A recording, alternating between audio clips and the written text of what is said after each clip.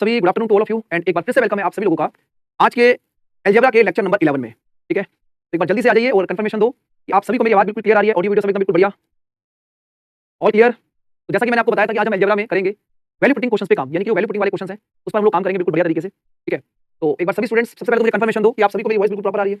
तो आज की क्लास में मैं सबसे पहले एक स्पेशल टाइप आपको बता रहा हूँ। ठीक है, और वो स्पेशल टाइप है परफेक्ट स्क्वायर बनाना। जो एक स्पेशल टाइप है वो है perfect square formation. Perfect square formation. ठीक है, परफेक्ट स्क्वायर कैसे बनाते हैं ये मैं आपको बताता हूं आज की क्लास में। ठीक है, देखो परफेक्ट स्क्वायर के अंदर कोई बहुत बड़ी बात तो नहीं, इतनी सारी क्लासेस आपने ले ली है। तो सर दो फॉर्मूले होते हैं, एक होता है a प्लस बी का होल स्क्वायर और एक होता है a माइनस बी का होल स्क्वायर। तो ये जो होता है वो a स्क्वायर प्लस में b स्क्वायर और माइनस में 2ab, ये प्लस होता है, और ये होता है a square plus b square minus 2, है ना। तो ये दो चीजें आपके पास होती है। आप सब जानते हैं कि a प्लस बी का whole square a square plus b square plus 2ab और a माइनस बी का होल स्क्वायर जो है वो a square plus b square minus 2ab, ये सब जानते हैं। ठीक है ना। अब इधर देखो, जब पहला क्वेश्चन अगर आप देखोगे तो आपको समझ में आएगा मैं आपको क्या बताना चाह रहा हूं। ठीक है, देखो अगर n का मान 8 प्लस में 2 रूट 15 है तो रूट n कब बनेगा? रूट n कब बनेगा? जब आप इधर परफेक्ट स्क्वायर बनाएंगे। अगर आप इधर परफेक्ट स्क्वायर बना लेते हैं तो जो n की वैल्यू तभी रूट n बनेगी। बोलो हाँ या ना, बताइए। ठीक है, अमन कह रहे हैं सर अलजेब्रा में 12 क्लास है। बेटा जब मैंने आपको कंटेंट उतना पढ़ा दिया तो जरूरी तो नहीं है कि 12 की जगह मैं 15 क्लास भी पढ़ा दूंगा तब भी तुम्हारे दिल की तृप्ति नहीं होगी। लेकिन आप इस बात को समझो, जितना कंटेंट पढ़ाने लायक होता है उतना पढ़ा दिया है। अब बारी आपकी, आपको पढ़ना है भाई। ठीक है, अच्छे से मैं तो पढ़ाता चलूंगा। मेरे को तो आप बोलोगे एक महीना और पढ़ा दो अलजेब्रा, तो मैं एक महीना और पढ़ा दूंगा, मुझे कोई दिक्कत नहीं है। आपको प्रैक्टिस करनी है भाई। ठीक है, हाँ। अब यहाँ देखो कि सर यहाँ पर अगर मैं बात ध्यान से देखूँ तो सर 2 लिखा हुआ है और रूट 15 को आप रूट 5 गुणा में रूट 3 लिख सकते हैं। और अगर आप ध्यान से देखें सर रूट 5 का स्क्वायर 5 होता है और रूट 3 का स्क्वायर 3 होता है, तो 5 प्लस 3 8 को रिप्रेजेंट कर रहा है। यानी कि मैं इसको बोल सकता हूँ कि सर रूट 5 प्लस रूट 3 का होल स्क्वायर। बोलो हाँ या ना, है कि नहीं बताइए। अगर मैं आपको बोलूं कि सर पूरी वैल्यू रूट 5 प्लस रूट 3 का होल स्क्वायर है, क्योंकि अगर आप इसको दोबारा ओपन करें तो आपको दिखा देता हूं कि अगर आप इसको ओपन करते हैं, अगर आप इसको ओपन करते हैं तो ओपन करने पे आपको क्या मिलेगा? आप जब इसको ओपन करेंगे तो ओपन करने पे आपको क्या मिलेगा? ओपन करने पे आपको मिलेगा a square plus b square plus 2ab। बोलो मिला कि नहीं मिला?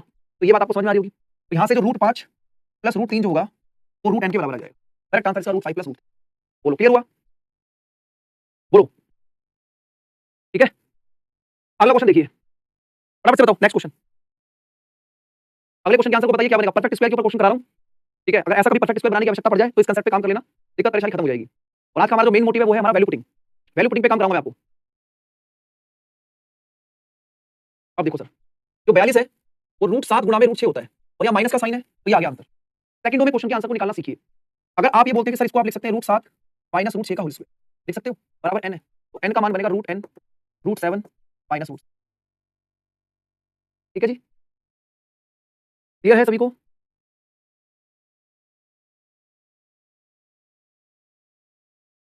चलो आगे बढ़े। ये बताइए, अब इस बार आपको निकालना है root n plus 1 upon root n। तो पहले रूट n निकालो आप, पहले निकालो रूट n, फिर उसका करो रैशनलाइजेशन 1 अपॉन रूट n, फिर दोनों को ऐड कर दो। बताइए।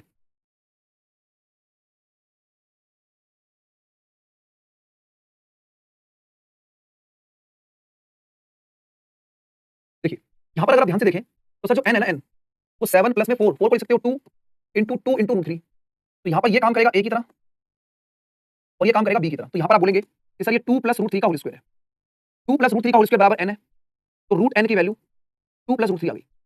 अगर रूट n की वैल्यू इतनी है तो 1 अपॉन रूट n कितना होगा बताइए भाई। रैशनलाइजेशन में कई बार आपको बताया हुआ है कि अगर रूट n की वैल्यू 2 प्लस रूट 3 है तो इसका रैशनलाइजेशन बनेगा 2 माइनस रूट 3, 2 माइनस रूट 3 बनेगा। ठीक है, क्योंकि 2 का स्क्वायर 4 और रूट 3 का स्क्वायर 3, अगर डिफरेंस 1 का होता है, अगर इन दोनों वैल्यू के स्क्वायर में 1 का डिफरेंस होता है तो प्लस की जगह माइनस लगाते हैं। और अगर आप इन दोनों को ऐड करेंगे तो ऐड करने पर आपको मिलेगा यहाँ पर root n plus 1 upon root n, root n plus 1 upon root n, ये 2 और ये भी 2, तो 2 2 4, तो राइट आंसर आपका 4 बनेगा, बी ऑप्शन। ठीक है, क्लियर है कि नहीं बताइए।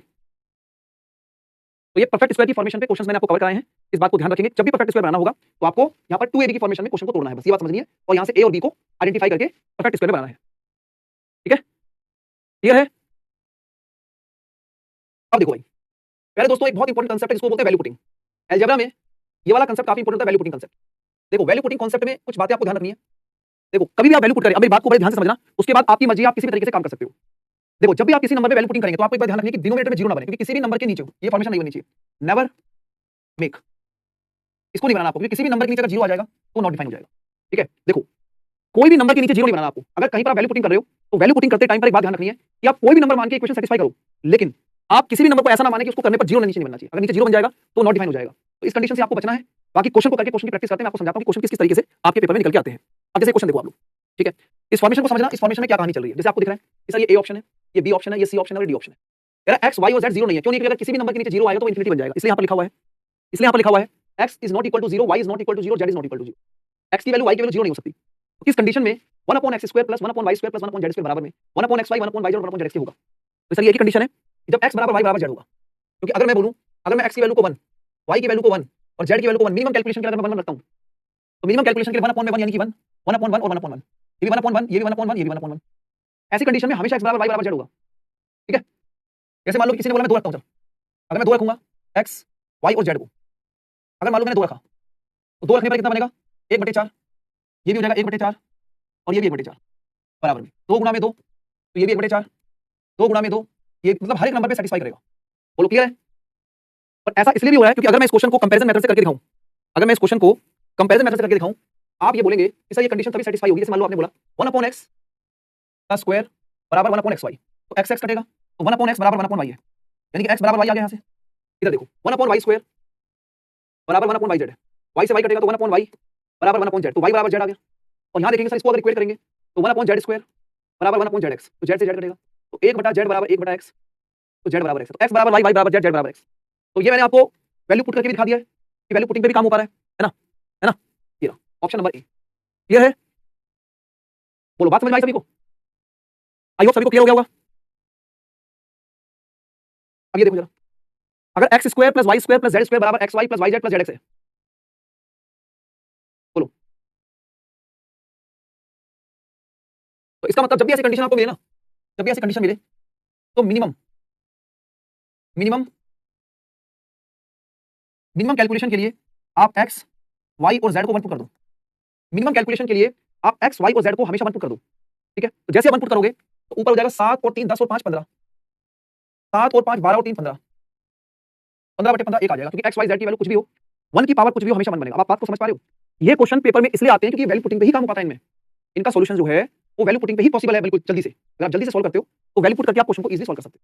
ठीक है, अब मान लो कोई बच्चा बोलेगा मैं 2 रख के देखना चाहता हूं, तो भाई रख लो, कोई दिक्कत नहीं है। यहां 2 की पावर 4, 2 की पावर 4, 2 की पावर 4 और बिल्कुल एकदम तहस नहस कर दो पेपर को। ठीक है, तो 1 पे काम करिए, मिनिमम कैलकुलेशन पे काम करना है, समझदारी से काम करना है। अब ये देखो जरा, सब पैटर्न पेपर में आए हुए हैं, सारे पैटर्न पेपर में आए हुए हैं, बताइए क्या आंसर बनेगा?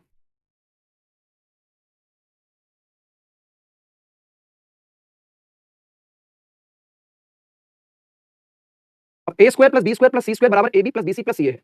अगर a² + b² + c² बराबर ab है तो a, b और c को 1 पुट करेंगे, तो 1 पुट करने पर ये 1 का square 1 1 1 1 into 1 1 into 1 1 into 1 satisfy. तो सर यहां से 1 + 1/1 आंसर विल बी 2। तो ये 3-4 क्वेश्चन कराने के बाद जब भी आपके पेपर में इस तरीके की चीजें आएंगी तुम हमेशा क्वेश्चन को आराम से उड़ा दोगे, अभी तुम्हारे दिमाग में छप चुका होगा। ठीक है, अगला बताइए।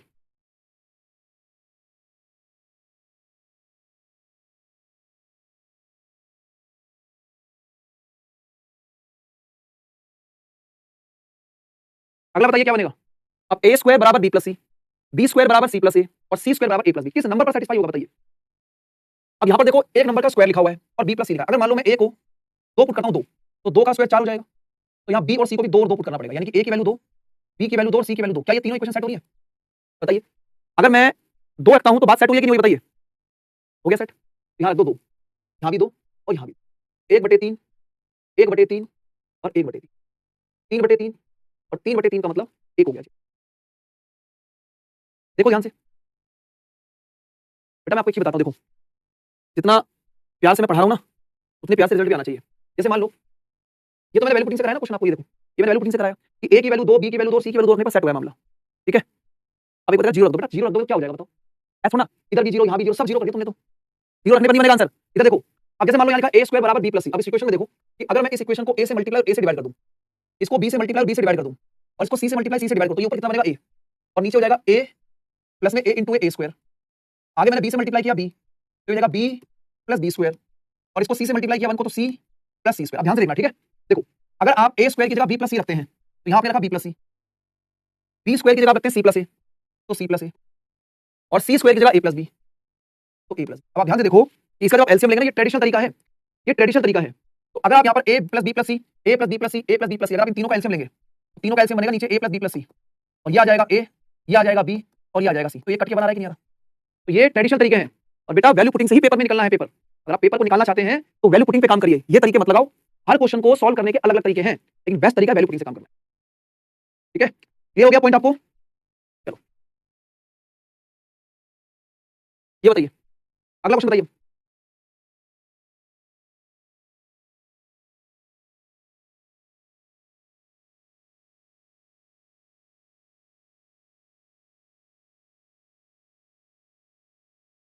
बताइए बताइए। अभी तक देखो, अगर a प्लस बी प्लस सी बराबर जीरो है, अब इसमें आप ना अलग अलग तरीके से बच्चे अपने अपने हिसाब से नंबर रख सकते हैं। तो यहाँ पर अगर मान लो सी को जीरो मानते हो, लेट्स सपोज अगर मैंने सी को जीरो मान लिया, तो a की वैल्यू को 1 और b की वैल्यू को -1 रखना पड़ेगा, तभी तो जीरो बनेगा। बताओ, अगर मान लो मैं यहाँ पर सी को जीरो मान लेता हूँ, तो a की वैल्यू को +1 और b की वैल्यू को -1। अब ऐसा करने से c जीरो तो जीरो हो गया और ये भी जीरो हो गया, तो 1 यानी कि a का स्क्वायर और b यानी कि -1 का स्क्वायर और नीचे 1 का स्क्वायर, ये 1 + 1। क्या आंसर 2 आ रहा है? बताओ, आप कोई भी वैल्यू रख के काम कर सकते हो। अगर आप किसी क्वेश्चन में कोई और वैल्यू भी रखोगे, तब भी क्वेश्चन का आंसर आपको मैच होता हुआ दिखाई दे जाएगा। अगर मान लो आप ये बोलते हो कि सर मुझे कोई और वैल्यू रखनी है, जैसे मान लो मैं कोई और वैल्यू रख के दिखाता हूं आपको एक बार, तो ये कहता है कि सर अगर मैं इसको 1 मानूं, इसको भी 1 मानूं, इसको -2 मानूं, तो क्या मेरा आंसर आ जाएगा? अगर मैं a की वैल्यू को 1, b की वैल्यू को 1 और c की वैल्यू को -2 मानता हूं, तो क्या मेरा आंसर आएगा? आओ देखते हैं। तो a की वैल्यू को 1, b की वैल्यू को भी 1 और c की वैल्यू को -2। a की वैल्यू को 1, b की वैल्यू को 1 और c की वैल्यू को -2। ऊपर हो जाएगा 1 + 1 + 2 का स्क्वायर 4, ये हो जाएगा 1 और ये माइनस माइनस प्लस, ऊपर हो गया 6, नीचे आ गया 3, फिर से आंसर 2 आ गया। तो ऐसे कितनी भी वैल्यू आप रख लो, सभी वैल्यू का आंसर आपका 2 ही आएगा। बस कंडीशन एक ही है कि किसी भी नंबर के नीचे जीरो नहीं बनना चाहिए, बस ये बात ध्यान रखनी है। ठीक है, तो यहाँ पर मैंने आपको मिनिमम कैलकुलेशन के लिए सी को जीरो मान के ए और बी को प्लस और वाई को माइनस रखा, तब भी आंसर मेरा 2 आया। इसी क्वेश्चन में मैंने अलग अलग वैल्यू रखी, तब भी मेरा आंसर आया। कैसे भी कर लो भाई आप। ठीक है, बताइए इसका आंसर क्या बनेगा? बोलो भाई, क्लियर है?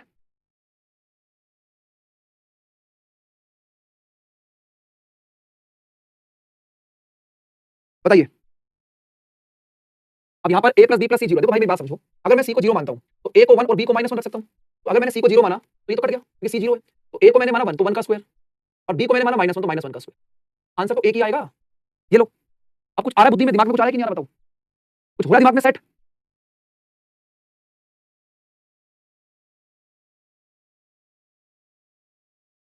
ये बताओ, ये बताइए।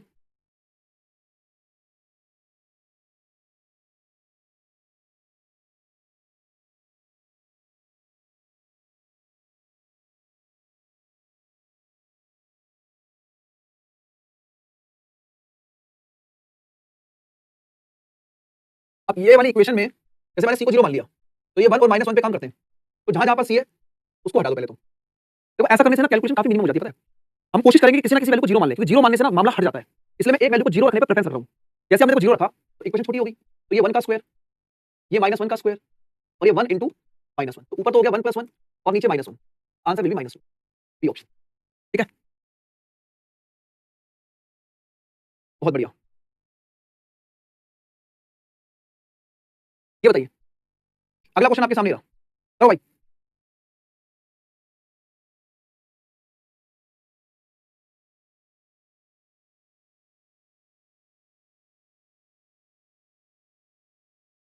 अब देखो कितना बढ़िया क्वेश्चन है ये।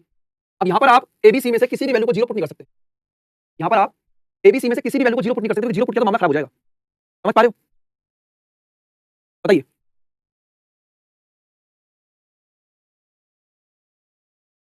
तो मिनिमम कैलकुलेशन पे काम करना है आप लोगों को इस क्वेश्चन में। देखो, अगर आप इसको 1 1 और -2 लेते हो, तो देखो a प्लस बी, डालो भाई, a प्लस बी की वैल्यू 1 + 1 2 और c की वैल्यू -2। b प्लस c को करेंगे तो माइनस का 1 और नीचे a बनेगा तो 1 आ जाएगा। c प्लस a करोगे तो c प्लस a यानी कि -1 और नीचे b 1 आ जाएगा। तो ये कितना बनेगा आपके पास, ध्यान से देखो। तो ये कैंसिल करोगे तो -1 -1 -1। इधर डालो, a की वैल्यू को डाला आपने 1, b प्लस c यानी कि -2।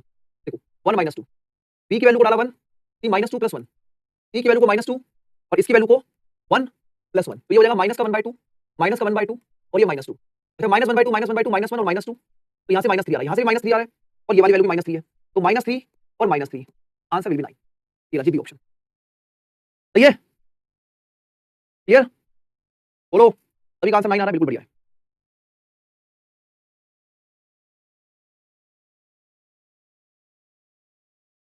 ये बताइए, अगला क्वेश्चन आपके सामने रहा, फटाफट से करो।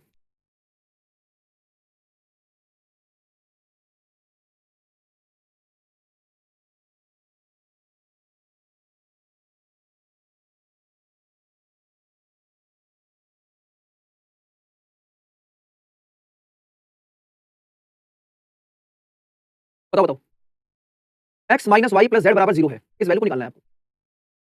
सबसे पहले तो एक बात क्लियर हुई है कि यहाँ लिखा हुआ है एक्स वाई, यहाँ लिखा है वाई जेड और यहाँ लिखा है जेड एक्स। तो एक्स वाई वाई जेड और जेड एक्स में मतलब एक्स वाई और जेड को किसी को भी जीरो पुट नहीं कर सकते आप, किसी भी वैल्यू को जीरो पुट नहीं कर सकते आप यहाँ पर, ठीक है। अब अगर मैं एक्स की वैल्यू को 1 लेता हूँ, वाई की वैल्यू एक्स की वैल्यू को मैंने 1 लिया, वाई की वैल्यू को मैंने -1 लिया और जेड की वैल्यू को मैंने -2 लिया, तो क्या इक्वेशन सेट हो जाएगी? सर बिल्कुल सेट होगी। देखो कैसे कैसे बनेगी, देखो एक्स की वैल्यू को 1 माइनस, वाई की वैल्यू को -1 और जेड की वैल्यू -2, ये 1 + 1 -2 इक्वेशन मेरी सेट होगी। मतलब मुझे इस वाली वैल्यू का इस्तेमाल करना है। देखो मेरा टारगेट है कि मैं मिनिमम कैलकुलेशन पे काम करूंगा, इसलिए मैं छोटी वैल्यू ले रहा हूँ, इसलिए मैं छोटी वैल्यू ले रहा हूँ, ठीक है, ठीक है ना। देखो आप बेटा कोई भी वैल्यू रख लो, मैं मिनिमम कैलकुलेशन पे काम कर रहा हूँ, तो मुझे छोटी वैल्यू अच्छी लग रही है। आप कोई और वैल्यू रख के भी काम कर लेना, बस आपकी इक्वेशन सेटिस्फाई होनी चाहिए बस। देखो भाई वाई स्क्वायर, देखो ध्यान से समझना, वाई स्क्वायर यानी कि -1 का square divide bye 2 x Z, x की वैल्यू 1 और जेड की वैल्यू -2 लिख देता हूं आपके लिए एक बार, ठीक है, माइनस में एक्स स्क्वायर यानी कि 1 का स्क्वायर इनटू में 2, वाई की वैल्यू -1 और जेड की वैल्यू -2, माइनस में जेड स्क्वायर मतलब -2 का स्क्वायर और नीचे 2 एक्स की जगह 1 और वाई की जगह -1। ये मैंने इसलिए लिख दिया है ताकि आपको रिवीजन करने में कोई दिक्कत ना बने, ठीक है। अगर आपने कोई और वैल्यू भी निकाल, कोई और वैल्यू भी अगर मान लो आपने डाली है, तो आपकी कैलकुलेशन ठीक होनी चाहिए, आंसर आपका सेम आएगा, इसमें कोई दिक्कत नहीं है, आपको देखना है, ठीक है। अब मैं अगर इसको देखता हूं तो -1 का स्क्वायर 1 हो जाएगा और ये बनेगा -4, ठीक है, माइनस माइनस प्लस, ये माइनस का 1 और ये बनेगा 2 दूनी 4, ठीक है, माइनस ऊपर बनेगा 4 और ये बनेगा माइनस का 2, ठीक है। तो इसको आप देखोगे तो सर कितना आ रहा है, तो ये आपका बन रहा है माइनस का 1/4, ये माइनस का 1/4 और ये माइनस माइनस प्लस का 2। अब एलसीएम लगा दो, एलसीएम 4 बनेगा, तो -1 प्लस में 8 यानी कितना आ गया 6/4 और 6/4 का मतलब 3/2 होगा आंसर, ए ऑप्शन। तो सभी बच्चों का आंसर 3/2 आना चाहिए। अब आपने तमाम कोई भी वैल्यू डाली हुई है, आप 1 2 1 डालें, आप 1 -1 -2 डालें, आपका आंसर 3/2 आएगा 100%। जैसे बच्चा लिख रहा है मेरा y का मान 2 x का मान 1 और ये, लेकिन आंसर आपका सेम आना चाहिए। वैल्यू पुटिंग में कोई रिस्ट्रिक्शन नहीं है, बस डिवाइड में जीरो नहीं बनना चाहिए, बात आपको ध्यान रखनी है। बोलो क्लियर है, बताइए। अब देखो जिन स्टूडेंट्स ने इससे डिफरेंट वैल्यू डाली है और उनका आंसर मैच कर गया, तो उनका कॉन्फिडेंस लेवल बिल्कुल बन चुका है, क्योंकि उनको पता लग गया है कि कोई भी वैल्यू डाल के हम क्वेश्चन को सॉल्व कर सकते हैं भाई, ठीक है। ये देखो अगला देखिए क्या आंसर बनेगा, करो शाबाश। a + b + c = 0 है, बताइए क्या आंसर बनेगा इसका।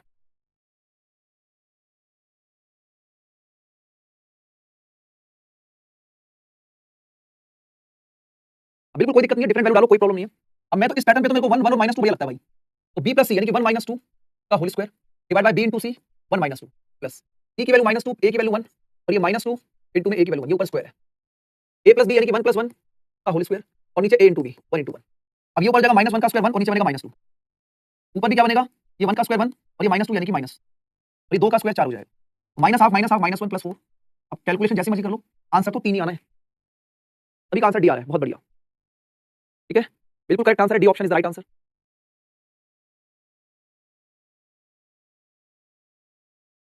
ओके ये बताओ इस क्वेश्चन का आंसर बताइए क्या बनेगा।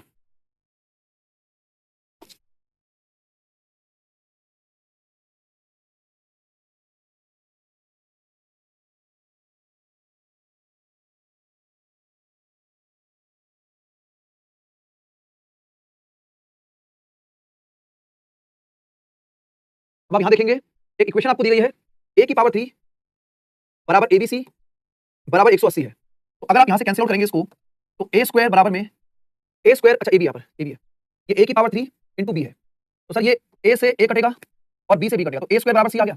अगर a स्क्वायर बराबर c है तो ये कब हो सकता है बताओ। अगर मैं आपको इन दोनों को रिलेट करता हूं, इन दोनों को रिलेट करता हूं, तो a स्क्वायर बराबर c कब हो सकता है बताइए। भाई a स्क्वायर बराबर c तभी हो सकता है जब a की वैल्यू 1 और c की वैल्यू भी 1 हो, तभी हो सकता है ना। इसके अलावा कोई और कंडीशन है क्या इसके लिए बताओ। अगर किसी नंबर का स्क्वायर एक दूसरे वेरिएबल के बराबर है तो 1 पर सेटिस्फाई होता है हमेशा। तो सर इसका मतलब पॉसिबल वैल्यू c की 1 है। अगर a स्क्वायर बराबर में c है तो ये कंडीशन तभी सेट होगी जब वैल्यू दोनों की 1 होगी। इसके अलावा कोई धरती पर नंबर नहीं है ऐसा, कोई भी गणित में ऐसा नंबर नहीं है जो उसको सेटिस्फाई कर जाए। ओके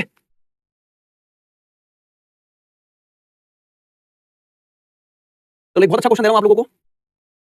लो भाई ध्यान से करिएगा, इस क्वेश्चन में दो ऑप्शन है आपके पास, एक तो एबीसी निकालना है और एक सी प्लस में 1/a निकालना है। दिमाग लगाइए बिल्कुल बढ़िया वाला, बोलो फटाफट से लगाइए दिमाग।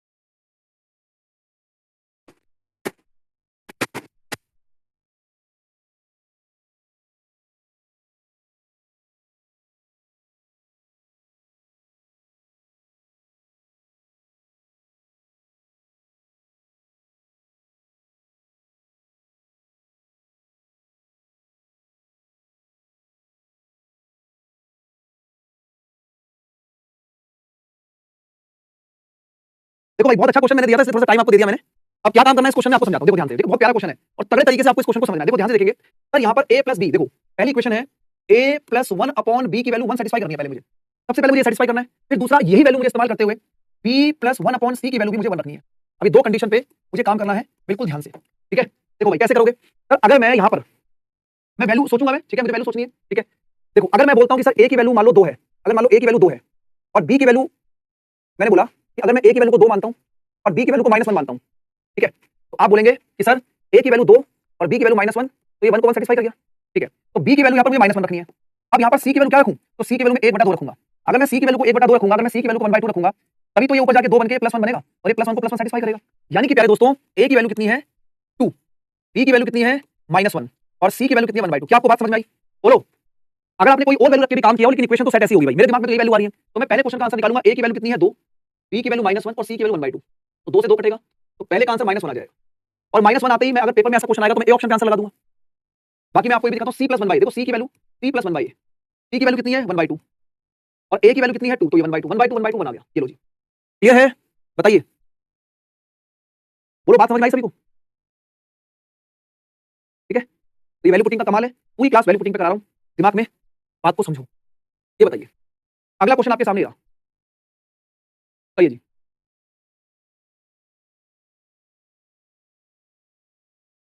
अब यहाँ पर x माइनस में a square upon b square plus c square divide bye, और पूरी क्वेश्चन बराबर 3 की दी हुई है, बताइए।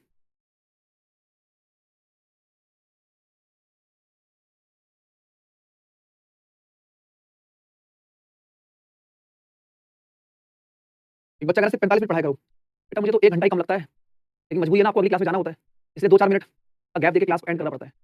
देखो भाई, अगर आप इसमें 3 लिखा ना 3, क्या आप इस 3 को 1 + 1 + 1 में ब्रेक कर सकते हो? क्यों?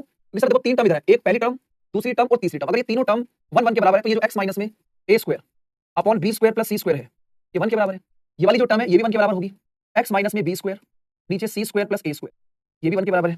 अगर मैं आपको बोलूं कि सर यहाँ पर x माइनस में a स्क्वायर बराबर b square plus c square है, तो क्या x की वैल्यू निकाल पा रहे हो? इस a को उधर ले जाओ, तो a square plus b square plus c square value आ रही है, कहीं से भी इक्वेट कर लो, मतलब यहाँ से आपको दिखाई देगा कि x की value a square plus b square plus c square है। आप चाहे तो यहाँ से देख सकते हैं कि अगर x माइनस में b स्क्वायर और 1 से मल्टीप्लाई करोगे तो c square plus a square, तो यहाँ से x की वैल्यू a स्क्वायर, ये b उधर जाएगा प्लस का b स्क्वायर और c स्क्वायर, कहीं से भी निकाल लो वैल्यू, आपके पास सीधा सीधा ऑप्शन नंबर बी मैच कर रहा है। बोलो क्लियर है? ठीक है,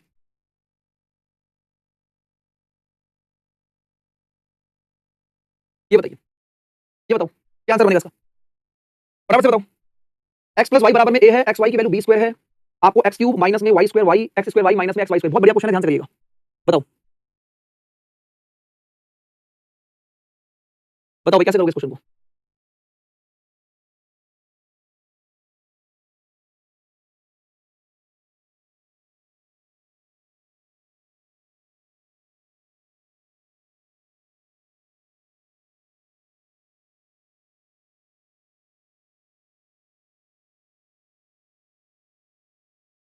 देखो यहाँ पर जैसे मान लो x प्लस वाई की वैल्यू a है, x वाई की वैल्यू b है, और ये x वाई की वैल्यू वहां डाल के आंसर निकलेगा। अगर मान लो मैं यहाँ पर मिनिमम कैलकुलेशन के लिए x की वैल्यू को 1 y की वैल्यू को 1 लेता हूं, तो a की वैल्यू कितनी आ रही है 2 आ रही है, तो a की वैल्यू कितनी आ रही है 2 आ रही है। यहाँ पर 1 × 1, तो b की वैल्यू कितनी आ रही है 1 आ रही है। तो अगर मैंने x और y की वैल्यू को 1 1 लिया, ठीक है, तो ये यहाँ पर क्या हो जाएगा 1 का क्यूब माइनस 1 का स्क्वायर इंटू 1 माइनस 1 इंटू 1 का स्क्वायर प्लस 1 का क्यूब, तो ये हो जाएगा 1 -1 -1 प्लस 1, तो ये तो 0 हो गया, यानी कि 0 आ गया भैया, ठीक है। बड़े मतलब ये हो, तो बड़े मतलब ये हिस्ट्री की क्लास रिशेड्यूल हुई, अब 1 घंटा पढ़ा दो सर जी, क्या बेटे, अब तुम्हारा मन करेगा तो तुम बोलोगे रात 9 बजे तक पढ़ा दो, उसके बाद तुम कर लेना काम, ठीक है। तो क्या हुआ कि a की वैल्यू को 2 और b की वैल्यू को 1 पुट करने पर आपका आंसर 0 आना चाहिए, ठीक है। a की वैल्यू को 2 और b की वैल्यू को 1 पुट करने पर आंसर 0 आना चाहिए। अब अगर मुझे आंसर 0 चाहिए तो ये तो मेरे ऑप्शन हो नहीं सकते, क्योंकि प्लस प्लस के साइन है, यहाँ पर 0 नहीं बनेगा, इन दोनों में 0 नहीं बनेगा। अब या तो आंसर ये वाला होगा या फिर ये वाला होगा। अगर मान लो मैंने b में रखा, अगर मैं यहाँ रखता हूँ तो a की वैल्यू को 2 रखा मैंने -3 और b की वैल्यू को मैंने 1 रखा, तो ये 2 का क्यूब 8 माइनस में 3, ये तो 5 आ रहा है, मतलब ये भी आंसर नहीं, तो आंसर यही बनेगा। अब आप देख सकते हैं कि अगर मैं इसमें रखता हूँ तो सर 2 का क्यूब हो गया माइनस में 4, ये 1 का स्क्वायर इंटू में 2 हो गया, तो 2 का क्यूब 8 -8 ये 0 बन रहा है, यही आंसर है उसका। तो सी ऑप्शन इस क्वेश्चन का राइट आंसर है, सी ऑप्शन इस क्वेश्चन का क्या है, बिल्कुल करेक्ट आंसर है, ठीक है। सभी को बात क्लियर होगी? एक बच्चा लिख रहा है हम तो आपके छोटे छोटे प्यारे प्यारे बच्चे हैं, मुझे पता है तुम कितने प्यारे हो, वो मुझे अच्छे से पता है ठीक है, तुम्हारा जो खुरापाती दिमाग है ना हम सब जानते हैं बेटा। चलो आगे बढ़ते हैं। अच्छा एक एक बहुत अच्छा क्वेश्चन बता रहा हूं, आप लोगों को मजा आ जाएगा आपको इस क्वेश्चन को करने में। पढ़िए भाई, this is the best question आज की क्लास का, करो, सही शाबाश। देखो a square plus b square minus में 1024 बटे में AB minus BC minus CA। करो करो, बताइए भाई क्या आंसर बनेगा। और C की वैल्यू 0 से बड़ी है, C की जो वैल्यू है वो 0 से बड़ी है। स्क्वायर और क्यूब कहां तक याद करने हैं? स्क्वायर याद करने हैं 30 तक और क्यूब याद करने हैं 25 तक। ठीक है अंशिका, कैलकुलेशन तभी इंक्रीज होगी आपकी। अब इस क्वेश्चन को ध्यान से देखेंगे आप लोग, क्या कह रहा है क्वेश्चन। तो इतना तो समझ में आ रहा होगा कि a square plus b square plus c square minus में 1024 बराबर में माइनस का 2 ब्रैकेट में ab, या एक काम करो माइनस के 2 को से मल्टीप्लाई कर दो, माइनस का 2ab माइनस माइनस प्लस का 2bc और माइनस माइनस प्लस का 2ca। ये लिख के दिखा रहा हूं ताकि तुम में से कोई बच्चा में जान ना खाए। अभी तक देखो सही हो गया, a square plus b square plus c square. अब इस वैल्यू को इधर लेके आओ तो ये माइनस का इधर आके प्लस का 2ab हो जाएगा, ये माइनस का 2bc और ये माइनस का 2ca बराबर में 1024 हो गया। अब यहां से याद करो कि a square b square c square की बहुत इंपॉर्टेंट प्रॉपर्टी मैंने आपको बताई थी। इसमें आप ध्यान से देखिए कि सर इन दोनों में कॉमन क्या है, c यहां पर भी है और c यहां पर भी है, c दोनों तरफ कॉमन है ना, तो a square plus b square plus c square plus में 2ab minus 2bc minus 2c। तो ये जो फॉर्मूला है वो a plus b minus c का होल स्क्वायर है कि नहीं, बताइए है कि नहीं, बताओ, है ना। और ये जो 1024 होता है ये मैंने नंबर सिस्टम में आपको बताया 2 की पावर 10 होता है बेटा, ये स्पेशल नंबर 2 की पावर 10 होता है, एक नंबर सिस्टम में मैंने आपको बताया था ये। और ये 2 की पावर 10 है और यहाँ पर स्क्वायर है, तो क्या आप इसको लिख सकते हो 2 की पावर 5 का होल स्क्वायर, मतलब कहने का मतलब 32 का स्क्वायर है तरीके से। ये 32 का स्क्वायर है, तो ये आपके पास 32 का स्क्वायर है, ये 32 का स्क्वायर है। 1024 जो 32 का स्क्वायर होता है। अब आप यहाँ देखिए स्क्वायर से स्क्वायर करेगा। अब क्वेश्चन में a प्लस b की वैल्यू, ये देखो a प्लस b की वैल्यू क्वेश्चन में 5c दी गई है। a प्लस b की वैल्यू क्वेश्चन में क्या दी गई है 5c माइनस में c बराबर 32, तो ये कितना बनेगा 4c, 4c बराबर 32, तो c का मान बाबू 8 आ जाएगा। ये जो तुक्के मार रहे हैं ना, ये जो तुक्के मार रहे हैं, ये जो 5 लगा रहे थे बेटा, क्वेश्चन में दम है और सॉल्यूशन करने में दम आना चाहिए, नकल मारने से काम नहीं चलता पेपर के अंदर। Right answer option number A होगा, this is the correct answer. कैसा लगा भाई क्वेश्चन। और ये थी आपकी हमारी अलजेब्रा की लास्ट क्लास। अब मैं मुलाकात करूंगा आप लोगों से मंडे को आप लोगों से मुलाकात करेंगे बहुत ही बेहतरीन क्लास के साथ, जबरदस्त क्लास के साथ। इसमें पढ़ाऊंगा अलजेब्रा की एप्लीकेशन, जिसको बोलते हैं क्वाड्रेटिक इक्वेशन, क्या बोलते हैं उसको, द्विघात समीकरण। तो आज हम लोगों ने जो अलजेब्रा है उसमें मैंने आपको पढ़ाया वैल्यू पुटिंग पे काम। तो ये वैल्यू पुटिंग की पूरी क्लास आपके सामने मैंने रखी है। आई होप सभी बच्चे इन 11 क्लासेस के अंदर फुल सेटिस्फाई हो गए होंगे। हर एक टाइप को मैंने कंप्लीट करा दिया है, बट एट द एंड सारी प्रैक्टिस प्यारे दोस्तों आपको खुद ही करनी है। ठीक है, तो बढ़िया तरीके से आप प्रैक्टिस करना, और मंडे को मैं क्वाड्रेटिक इक्वेशन पढ़ाऊंगा आपको जो अलजेब्रा का ही एप्लीकेशन होता है। ठीक है, चलिए थैंक यू सो मच, अपना ध्यान रखें, ख्याल रखें, पढ़ते रहिए और लगातार मेहनत करते रहिए। आज की क्लास के बाद मैं चाहूंगा कि अगर अलजेब्रा की लास्ट क्लास आपने पढ़ी है तो क्लास कंप्लीट करने के बाद आपके पास टाइम भी है, तो आज इस क्लास को कंप्लीट करने के बाद वीडियो सेक्शन में आप जरूर मुझे बताना कि क्लास आपको कैसी लगी, क्योंकि आपको एसटी की क्लास अटेंड करनी नहीं है, तो आप कमेंट करके मुझे जरूर बताना। बाकी सबके कमेंट बाद में पढ़ता हूं कि कौन कितने अच्छे कमेंट करता है। ठीक है, चलिए all the best, thank you so much, take care.